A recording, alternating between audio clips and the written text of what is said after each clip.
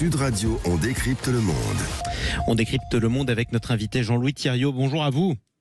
Bonjour. Bienvenue sur Sud Radio. Député Les Républicains de Seine-et-Marne, vice-président de la Commission de la Défense nationale et des Forces armées. Depuis 2017, la France et l'Allemagne sont en train de plancher sur le projet du char du futur.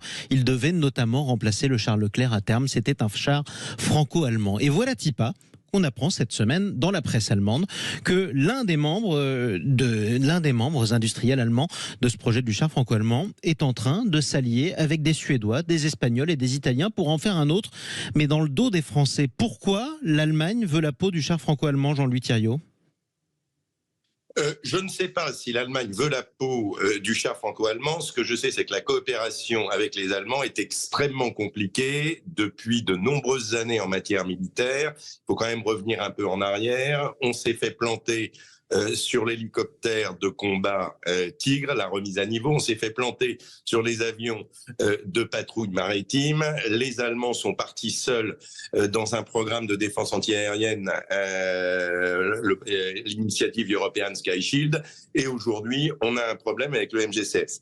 Alors, une fois que j'ai dit ça, il faut relativiser l'article de, je crois que c'est le Süddeutsche Zeitung. Non, c'est le Handelsblatt, mais oui, c'est en tout cas dans la presse allemande. Pardon. Alors, il y a eu deux articles avec deux versions différentes. Ce dont il s'agit, là, à ce stade, ça n'est pas la réalisation d'un char concurrent, c'est un programme de coopération européen financé par le Fonds européen de défense à hauteur de 30 millions. Avec toute l'Europe de la défense, sauf la France. Quand même. Sauf la France, avec un sujet qui n'est pas clarifié à l'heure où on se parle, qui est de savoir si ce sont les Allemands qui ont exclu les Français ou si c'est nous qui considérions que c'était inamical et qui n'avons pas voulu y aller. Ce qui est clair, et ça, ce sont les réalités. Les réalités, c'est qu'une coopération n'a de sens qu'à partir du moment où elle répond à un besoin militaire, où elle ne coûte pas plus cher et où elle permet de réduire les coûts, et où elle laisse à la France sa marge de manœuvre dans le grand export. À ce stade, officiellement, ce ne sont pas deux programmes concurrents. Je crois qu'il y a une guerre industrielle, il y a une guerre industrielle entre la France d'un côté, qui initialement était d'accord sur un programme 50-50 avec Nexter en France et Krauss-Maffei en Allemagne. Ça, c'était avant. Ça, c'était avant.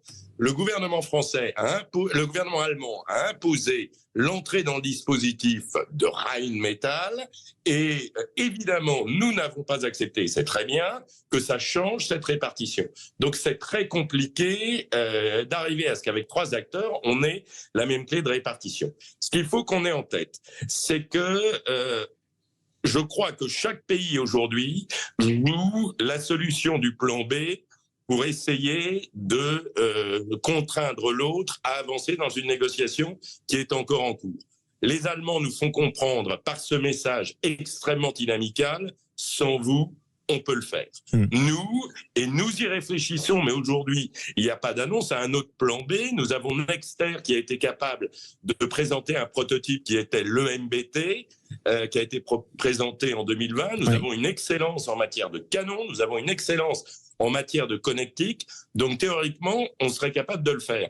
Après, la vraie question qu'il faut se poser, c'est est-ce qu'il y a un marché pour un char français avec éventuellement d'autres coopérations autour, quand on sait que les Allemands ont déjà trusté le marché du char en Europe avec le Léopard.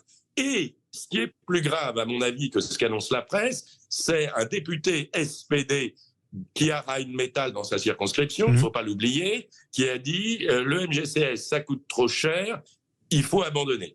Et ça, je ne sais pas, au stade où on se parle, si c'est un ballon d'essai lancé par le gouvernement ou des parlementaires dans leur coin qui disent ça. En tout cas, ça sent pas bon.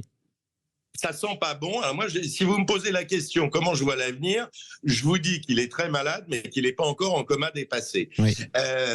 Notre devoir de Français, c'est de prévoir de toute façon une solution de remplacement. En 2035-2040, nous aurons besoin de remplacer nos Leclerc puisque nous ne les produisons pas. Mais ce qui est clair, c'est que s'il y a un clash, il faut faire en sorte que ce soit la partie allemande qui prenne la décision, sachant qu'on a aussi un autre projet qui compte. Un moyen de pression très lourd, qui est le SCAF. Parce que si nous, on ne fait plus de chars depuis 2008, les Allemands veulent absolument travailler avec nous sur l'avion de combat du futur. Sauf que justement, Donc, là aussi, les négociations sont difficiles entre la France et l'Allemagne. C'est la raison pour laquelle on vous réinvitera, Jean-Louis Thiriot, évidemment, parce qu'il y a le char du futur dont les Allemands manifestement ne veulent pas avec nous, et il y a l'avion du futur qu'on est censé faire avec eux, et ce sera encore très difficile. Raison de plus pour savoir s'il faut remettre à plat ou non la relation franco-allemande, parce que ça fait beaucoup de fois, comme vous le disiez, qu'on se fait planter. Merci beaucoup, Jean-Louis Thiriot.